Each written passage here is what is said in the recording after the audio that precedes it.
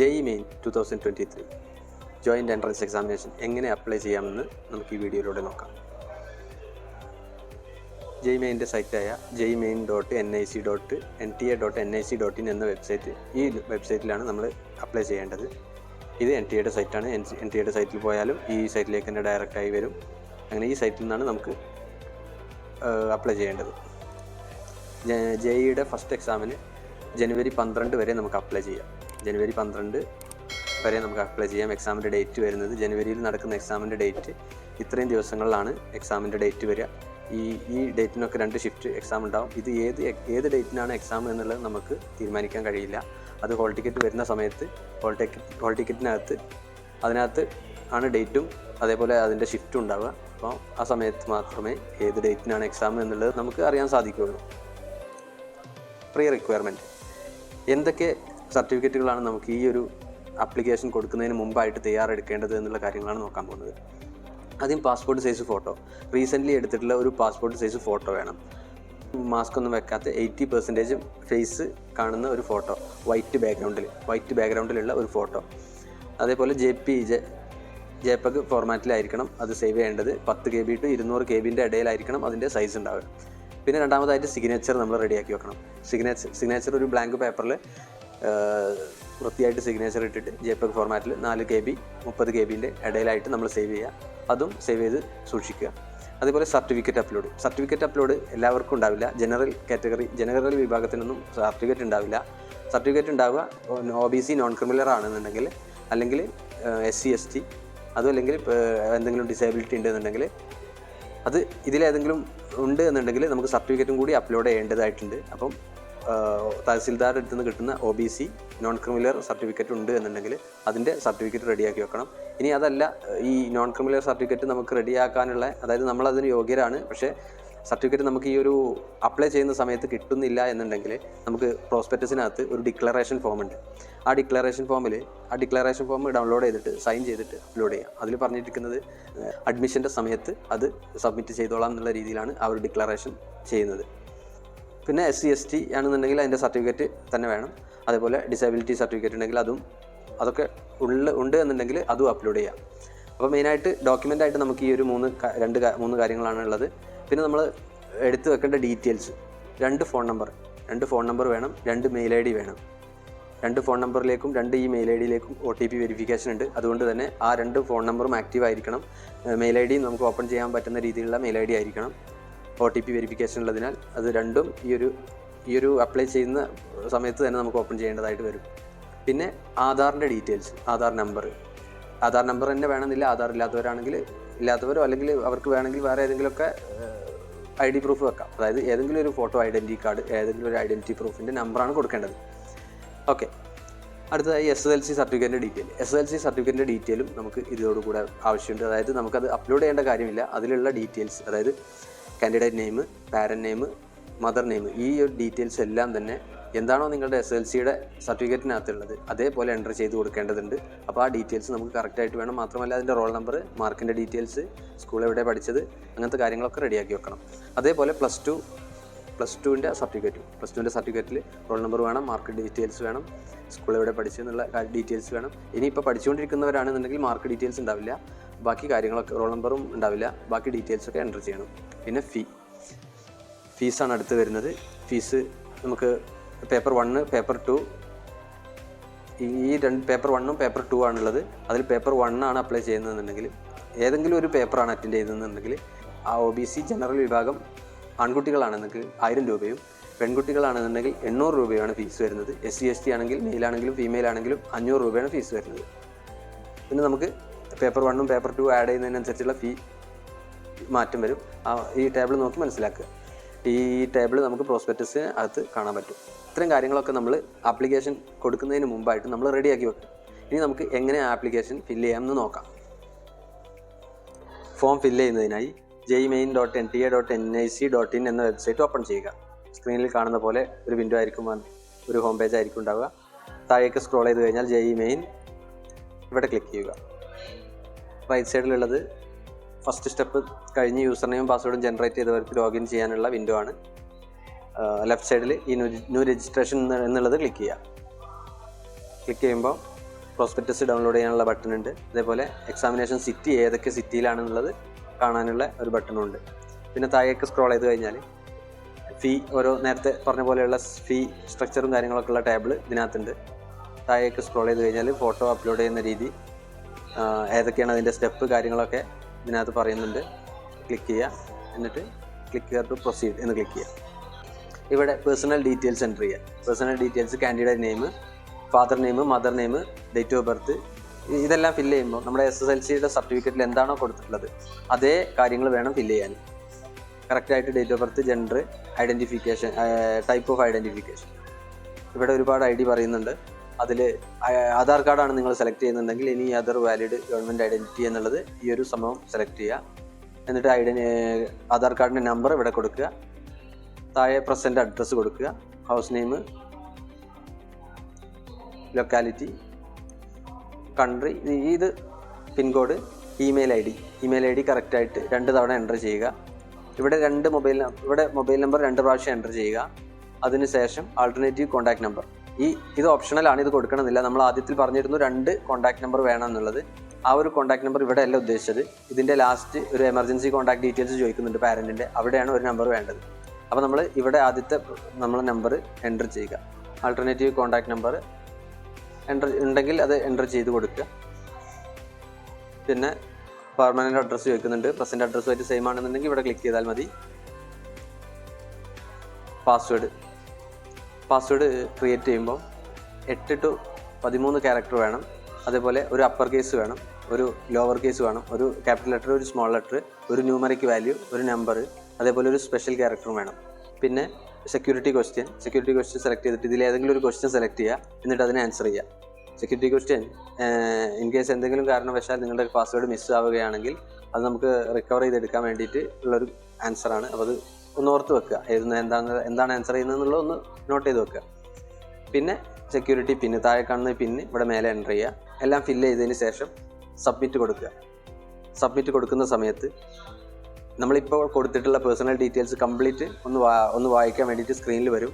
അത് കംപ്ലീറ്റ് ആയിട്ട് വായിച്ച് മനസ്സിലാക്കി ഓരോന്നും ടിക്ക് ചെയ്തതിന് ശേഷം, അതായത് പേരിൻ്റെ കോളം ചെക്ക് ചെയ്തു, അങ്ങനെയുള്ള ഓരോ കോളങ്ങളും ടിക്ക് ചെയ്തതിന് ശേഷം കൺഫേം എന്നടിക്കുക. അപ്പോൾ നമ്മൾ കൊടുത്തിട്ടുള്ള മൊബൈൽ നമ്പറിലേക്ക് ഒരു OTP വരികയും അത് നമ്മൾ കറക്റ്റായിട്ട് എൻ്റർ ചെയ്ത് കൊടുത്താൽ നമ്മുടെ ഈ ഒരു പേഴ്സണൽ ഡീറ്റെയിൽസ് എൻ്റർ ചെയ്യുന്ന ഈ ഒരു സെക്ഷൻ കംപ്ലീറ്റ് ആവും. അതോടൊപ്പം തന്നെ നമുക്കൊരു ആപ്ലിക്കേഷൻ നമ്പറും ജനറേറ്റ് ആവും. ഈ ഒരു ആപ്ലിക്കേഷൻ നമ്പറും നമ്മൾ ഇപ്പോൾ ഇവിടെ ക്രിയേറ്റ് ചെയ്തിട്ടുള്ള പാസ്വേഡ് ഉപയോഗിച്ചിട്ടാണ് നമ്മൾ ഇതിൽ ലോഗിൻ ചെയ്യേണ്ടതും അടുത്ത സ്റ്റെപ്പുകൾ ചെയ്യേണ്ടതും. ഈ രീതിയിൽ ഫസ്റ്റ് നമ്മൾ കോൺടാക്ട് ഡീറ്റെയിൽസ് കംപ്ലീറ്റ് ചെയ്തു. ഇനി അടുത്തതായി പേഴ്സണൽ ഡീറ്റെയിൽ കാൻഡിഡേറ്റ് നെയിം, നമ്മൾ നേരത്തെ കൊടുത്ത കാര്യങ്ങളൊക്കെ കുറച്ച് ഇവിടെ ഫില്ല് ചെയ്ത് കാണാം. നാഷണാലിറ്റി ഇന്ത്യൻ കൊടുക്കുക. അതേപോലെ സ്റ്റേറ്റ് സെലക്ട് ചെയ്യുക, കാറ്റഗറി സെലക്ട് ചെയ്യുക. ഇത് വളരെ ശ്രദ്ധിച്ച് വേണം ചെയ്യാൻ. Category certificate OBC non criminal ആണെന്നുണ്ടെങ്കിൽ ലാസ്റ്റ് സ്റ്റെപ്പിൽ ഇതിൻ്റെ ഡോക്യുമെൻ്റ് കൂടി അപ്ലോഡ് ചെയ്യേണ്ടതായിട്ട് വരും. ഡിസേബിലിറ്റി, ഏതെങ്കിലും രീതിയിലുള്ള ഡിസേബിലിറ്റി ഉണ്ടോ എന്നുണ്ടെങ്കിൽ യെസ് കൊടുക്കുക, അല്ലെങ്കിൽ നോ കൊടുത്തിട്ട് മുന്നോട്ട് പോവാം. ഡയബറ്റിക് പേഷ്യൻ്റ് ആണോ ചോദിക്കുന്നുണ്ട്, ഏതെങ്കിലും തരത്തിലുള്ള മെഡിസിൻ ആവശ്യമുണ്ടെന്നുണ്ടെങ്കിലാണ്, അപ്പോൾ അത് നോ കൊടുക്കുക. അതില്ലാന്നുണ്ടെങ്കിൽ നോ കൊടുക്കുക. റെസിഡൻസ് അർബൻ ആണോ റൂറൽ ആണോ ചോദിക്കുന്നുണ്ട്. പിന്നെ ഫാമിലി ആനുവൽ ഇൻകം, അത് ഇതിലേതാണെന്ന് വെച്ചാൽ ആ ഒരു സ്കെയിലിടെ സെലക്ട് ചെയ്യുക. Mode of preparation, self study, അത് ഏതെങ്കിലും ഒന്ന് സെലക്ട് ചെയ്താൽ മതി. സർവേയുടെ ഭാഗമായിട്ട് ചോദിക്കുന്നതാണ് സെൽഫ് സ്റ്റഡി. ക്വാളിഫയിങ് എക്സാമിനേഷൻ്റെ മീഡിയം ചോദിക്കുന്നുണ്ട്, ഇംഗ്ലീഷ് സെലക്ട് ചെയ്യും. എൻ്റർ സെക്യൂരിറ്റി പിന്ന് ഈ കാണുന്നത് ഇവിടെ എൻ്റർ ചെയ്ത് കൊടുക്കുക. സേവ് ആൻഡ് നെക്സ്റ്റ് കൊടുക്കുക. ഇതും കംപ്ലീറ്റ് ആയി. അടുത്തത് ആധാർ ഡീറ്റെയിൽ. ആധാർ ഉണ്ടെങ്കിൽ എസ് കൊടുക്കുക, എന്നിട്ട് സബ്മിറ്റ് ചെയ്യുക. സബ്മിറ്റ് ചെയ്യുമ്പോൾ നമ്മുടെ ആധാർ, നമ്മൾ നേരത്തെ കൊടുത്തിട്ടുള്ള കാൻഡിഡേറ്റ് നെയിം, അതായത് 10th സർട്ടിഫിക്കറ്റ് പ്രകാരമുള്ള പേര് കാണുന്നുണ്ട്. ഇവിടെ 3 ഓപ്ഷൻ കാണുന്നുണ്ട്. ഒന്നാമത്തത് നമ്മുടെ ആധാറുമായിട്ട് നമ്മൾ ആധാറിൽ കൊടുത്തിട്ടുള്ള പേരും ഈ ഒരു ഡീറ്റെയിലും കറക്റ്റ് ആണ് എന്നുള്ളതാണ് ഈ കാണിക്കുന്നത്. ഇനി അതല്ല അതിലെന്തെങ്കിലും മിസ്മാച്ച് ഉണ്ട് എന്നുണ്ടെങ്കിൽ ഇവിടെ ക്ലിക്ക് ചെയ്യുക. ഇനി അതല്ല നമുക്ക് ആധാറുമായിട്ട് ഇത് ലിങ്ക് ചെയ്യേണ്ട എന്നുണ്ടെങ്കിൽ, നമ്മൾ ആധാറുമായിട്ട് ഇത് ഷെയർ ചെയ്യേണ്ട എന്നുണ്ടെങ്കിൽ ഇവിടെ ക്ലിക്ക് ചെയ്താൽ മതി. എന്നിട്ട് ഇവിടെ കൺഫേം എന്നുള്ളതിൽ ക്ലിക്ക് ചെയ്തിട്ട് ഈ സെക്യൂരിറ്റി പിൻകോഡ് ഒന്നുകൂടെ ടൈപ്പ് ചെയ്യുക. ശേഷം സബ്മിറ്റ് ആൻഡ് നെക്സ്റ്റ് ക്ലിക്ക് ചെയ്യുക.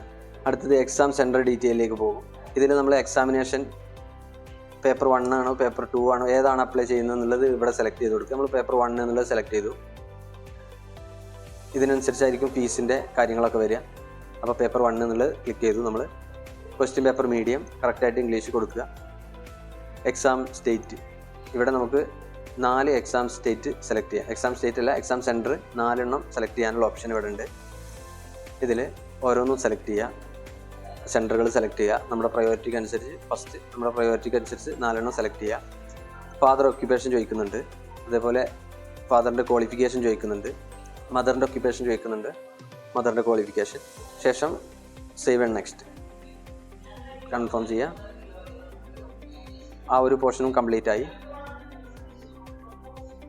അടുത്തത് ക്വാളിഫിക്കേഷൻ ഡീറ്റെയിൽ. നമ്മുടെ 10th ക്വാളിഫിക്കേഷൻ ഡീറ്റെയിൽ ആണ് ചോദിക്കുന്നത്. സ്റ്റാറ്റസ് പാസ്ഡ് എന്ന് കൊടുക്കുക.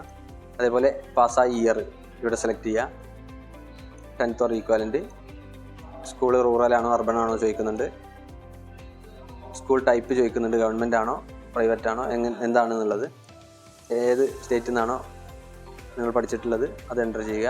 പിന്നെ ക്വാളിഫിക്കേഷൻ ഡിസ്ട്രിക്റ്റും സെലക്ട് ചെയ്യുക. School board Kerala board, state ആണെങ്കിൽ കേരള ബോർഡ് എന്നും CBSE ആണെങ്കിൽ സെൻട്രൽ ബോർഡ് എന്നുള്ളതും സെലക്ട് ചെയ്ത് കൊടുക്കുക.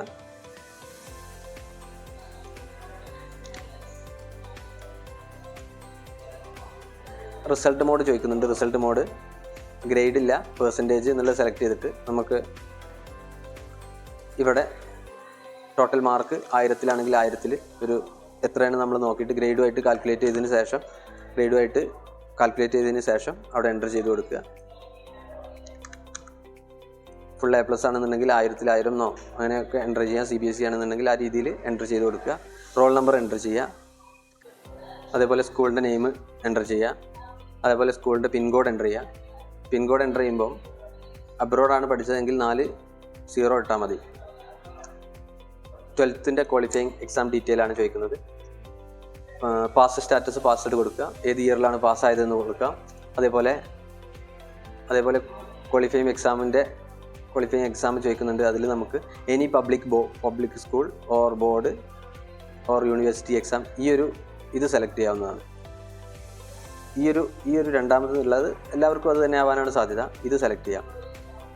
ഇതാണ് നമ്മൾ സെലക്ട് ചെയ്ത് കൊടുക്കേണ്ടത്. പിന്നെ പ്ലേസ് ഓഫ് സ്കൂള് അർബൻ ആണോ റൂറൽ ആണോ ചോദിക്കുന്നുണ്ട്. സ്കൂളിൻ്റെ ഏതാണ്, +2 പഠിച്ചിട്ടുള്ള സ്കൂൾ ഗവൺമെൻറ് ആണോ പ്രൈവറ്റ് ആണോ, പിന്നെ സ്റ്റേറ്റ്, ഡിസ്ട്രിക്ട് എല്ലാം +2 ഏതാണെന്നുള്ള +2ൻ്റെ ഡീറ്റെയിൽസ് ആണ് ചോദിക്കുന്നത്. +2ൻ്റെ ഡീറ്റെയിൽസ് എൻ്റർ ചെയ്ത് കൊടുക്കുക. Board of exam Kerala board of public exam കൊടുക്കുക. പിന്നെ റിസൾട്ട് മോഡ് പെർസെൻറ്റേജ് കൊടുക്കാം.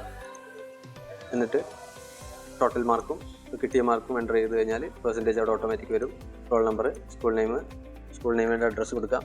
പിന്നെ സ്കൂളിൻ്റെ പിൻകോഡും കൊടുത്തിട്ട് നമുക്ക് മുന്നോട്ട് പോകും. +2ൻ്റെ ഡീറ്റെയിൽസും 10th ഡീറ്റെയിൽസും ഫില്ല് ചെയ്തതിന് ശേഷം സേവ് ആൻഡ് നെക്സ്റ്റ് കൊടുക്കുക.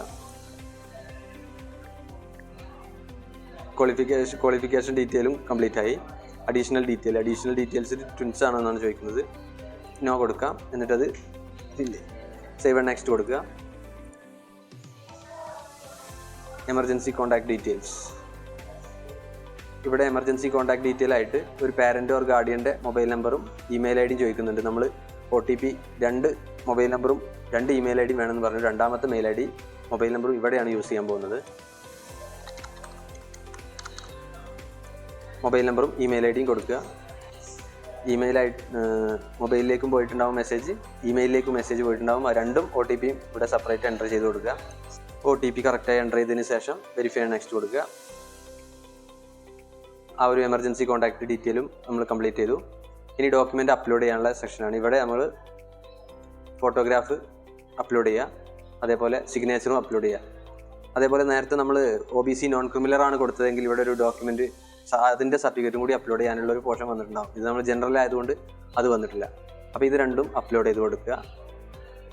ഫോട്ടോയും സിഗ്നേച്ചറും വേറെ എന്തെങ്കിലും ഡോക്യുമെൻ്റ് ഉണ്ടെങ്കിൽ അതും അപ്ലോഡ് ചെയ്തതിന് ശേഷം സെക്യൂരിറ്റി പിൻ ഇവിടെ എൻ്റർ ചെയ്യുക. സേവ് ആൻഡ് നെക്സ്റ്റ് കൊടുക്കുക. ആ ഒരു പോർഷൻ കംപ്ലീറ്റ് ആയി വരുമ്പോൾ പേജ് റിവ്യൂ ചെയ്യാനുള്ള ഓപ്ഷനാണ്. അതായത് സബ്മിറ്റ് ആയിട്ട് ഫൈനൽ സബ്മിഷൻ ആയിട്ടില്ല, എല്ലാ കാര്യങ്ങളും കൊടുത്ത എല്ലാ ഡീറ്റെയിലും സിംഗിൾ വിൻഡോയിൽ ഇവിടെ എല്ലാം കാണിക്കുകയാണ്. അത് നമ്മൾ എല്ലാ കാര്യങ്ങളും കൊടുത്തത് കാര്യങ്ങളെല്ലാം കറക്റ്റ് അല്ലേ എന്നുള്ളത് വായിച്ച് മനസ്സിലാക്കിയതിന് ശേഷം ഫൈനൽ സബ്മിറ്റ് ചെയ്യുക. എല്ലാ കാര്യങ്ങളും വായിച്ച് എല്ലാ കാര്യങ്ങളും ഡീറ്റെയിൽ ആയിട്ട് ചെക്ക് ചെയ്തു എന്നുള്ളത് ഒന്നുകൂടി ഉറപ്പിക്കാൻ വേണ്ടിയിട്ട് അവരുടെ ടിക്ക് ഓരോ സംഭവങ്ങളും ഇമ്പോർട്ടൻ്റ് ആയിട്ടുള്ള കാര്യങ്ങൾ എല്ലാം ചെക്ക് ചെയ്തില്ല എന്നുള്ളത് ഒന്നുകൂടി ഉറപ്പിക്കാൻ വേണ്ടിയിട്ട് ഇവിടെ വീണ്ടും ചോദിക്കുന്നുണ്ട്. അത് മൊത്തം ടിക്ക് ചെയ്തതിന് ശേഷം ഐ എഗ്രി എന്നിട്ടതിന് ശേഷം ഫൈനൽ സബ്മിഷൻ കൊടുക്കുക. ഫൈനൽ സബ്മിഷൻ കൊടുക്കുന്നതോടുകൂടി നമ്മുടെ ഈ ഒരു പോർഷൻ ആപ്ലിക്കേഷൻ ഫോം ഫില്ല് ചെയ്യുന്നത് കംപ്ലീറ്റ് ആയി. ഇനി നമുക്ക് പേയ്മെൻ്റ് ആണ് ഉണ്ടാവുക. അതേപോലെ മെയിൽ ഐ ഡി നമ്മൾ ആദ്യം കൊടുത്ത മെയിൽ ഐ ഡി വെരിഫൈ ചെയ്യാനുള്ള ഓപ്ഷനുണ്ട്. അത് ആദ്യം നമുക്ക് വെരിഫൈ ചെയ്യാം. ആ മെയിൽ ഐ ഡിയിലേക്ക് വന്നിട്ടില്ലേ, ആ ഒരു മെയിൽ ഐ ഡിയിലേക്ക് വന്നിട്ടുള്ള OTP ഇവിടെ കറക്റ്റായി എൻ്റർ ചെയ്തതിനു ശേഷം വെരിഫൈ കൊടുക്കും. ഇങ്ങനെ ആ ഒരു വെരിഫിക്കേഷനും കംപ്ലീറ്റ് ആയതിനു ശേഷം മാത്രമേ ഫീ അടക്കാനുള്ള വിൻഡോ ഓപ്പൺ ആവുള്ളൂ. ഇപ്പോൾ അവിടെ പേ എക്സാമിനേഷൻ ഫീ 1000 രൂപ അടക്കാൻ വേണ്ടിയിട്ട് ഇവിടെ വന്നിട്ടുണ്ട്. ഓൺലൈനായിട്ടാണ് അടക്കേണ്ടത്. നമ്മളത് ക്ലിക്ക് ചെയ്യുക. ക്ലിക്ക് ചെയ്യുമ്പോൾ online payment, proceed online payment click ചെയ്ത് കഴിഞ്ഞാൽ ഇങ്ങനെയുള്ള ഒരു ബാങ്കിൻ്റെ വിൻഡോയിലായിരിക്കും വരിക. ഇവിടെ നമുക്ക് SBI, കനറ, ICICI, HDFC ഇത് ഗേറ്റ് വേ ആണ്. ഈ SBI ആണ് സെലക്ട് ചെയ്യുന്നുണ്ട്. SBIയുടെ കാർഡോ അല്ലെങ്കിൽ നെറ്റ് ബാങ്കിങ്ങോ യൂസ് ചെയ്യണമെന്നില്ല. കനറയാണെങ്കിലും കനറയുടെ വേണമെന്നില്ല. അതൊരു ഗേറ്റ് വേ മാത്രമാണ്. ഏത് പേയ്മെൻറ്റ് ഗേറ്റ് വേ നമ്മൾ സെലക്ട് ചെയ്താലും ഏത് മെത്തേഡിലൂടെയും, അതായത് ഏത് ബാങ്ക് ആയിക്കോട്ടെ, ഇപ്പോൾ HDFC ആണ് നമ്മൾ സെലക്ട് ചെയ്തതെന്നുണ്ടെങ്കിൽ അതിൽ federal bank, Canara bank, ICICI എല്ലാ ബാങ്കും അതിൽ സപ്പോർട്ടാവും. അതൊരു ഗേറ്റ് വേ മാത്രമാണ്. ഏത് ഗൂഗിൾ പേ, UPI ഒക്കെ ഉണ്ട്. അപ്പോൾ ഗൂഗിൾ പേ ഒക്കെ ഉപയോഗിച്ചിട്ടൊക്കെ പേയ്മെൻറ്റ് ചെയ്യാവുന്നതാണ്. ഇങ്ങനെ പ്രൊസീഡ് ചെയ്തിട്ട് പേയ്മെൻറ്റും കൂടെ കംപ്ലീറ്റ് ചെയ്ത് കഴിഞ്ഞാൽ ഇതിൻ്റെ എല്ലാ പ്രോസസ്സും കംപ്ലീറ്റ് ആയി. ഇത് കഴിഞ്ഞ് ഈ ഒരു പേയ്മെൻറ്റ് കൂടി കംപ്ലീറ്റ് ചെയ്തതിന് ശേഷം കൺഫർമേഷൻ പേജ് നിങ്ങൾക്ക് കിട്ടും. കൺഫർമേഷൻ പേജ് നിർബന്ധമായിട്ടും പ്രിൻ്റ് എടുത്തോ അല്ലെങ്കിൽ നമ്മുടെ ഹാർഡ് ഡിസ്കിലോ ഡൗൺലോഡ് ചെയ്ത് സൂക്ഷിക്കുക. JEE മെയിൻ 2023 എങ്ങനെ അപ്ലൈ ചെയ്യണം എന്നുള്ള കാര്യങ്ങളാണ് നമ്മൾ ഡിസ്കസ് ചെയ്തത്. Okay, thank you for watching.